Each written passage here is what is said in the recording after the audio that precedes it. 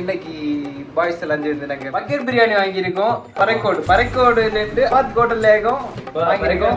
அப்போ நீங்க எல்லாம் சாப்பிட போறோம். நம்ம பாருங்க பிரியாணி பாருங்க எப்படி இருக்குன்னு. இது வரேன் இது எடுக்க முன்னாடி தின்னோம் கேச்சு.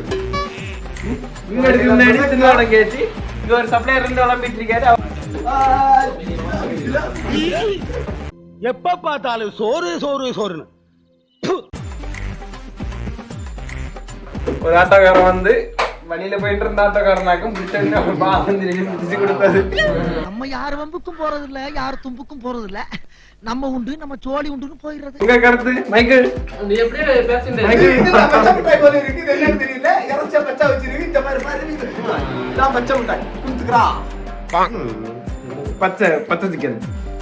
இந்த வீடியோகிராஃபர் சோறுது நல்ல இது.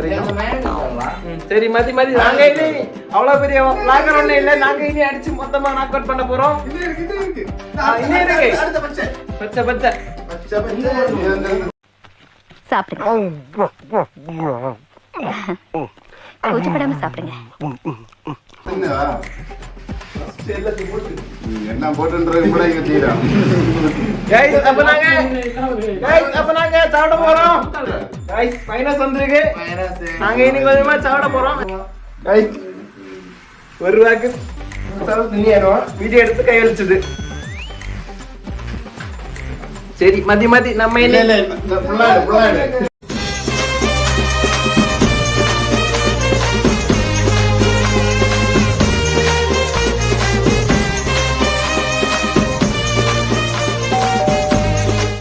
என்ன சாப்பிடணும்னே தெரியாத கன்ஃபியூஷன்ல இருந்து சாப்பிட்டு இருக்கோம். ஏன்னா நிறைய வகை உண்டு. இது கரெக்டா வீடியோ எடுக்க நேரம் எத்தனை மணி தெரியுமா? 11 மணி ராத்திரி. எல்லாம் வீட்டுல இருந்து அரை உறங்கிட்டு இருப்பியா? கொஞ்சம் நல்ல பேசணும். பத்தோட பேசானே ரேடியோல பேசு இது விடாது.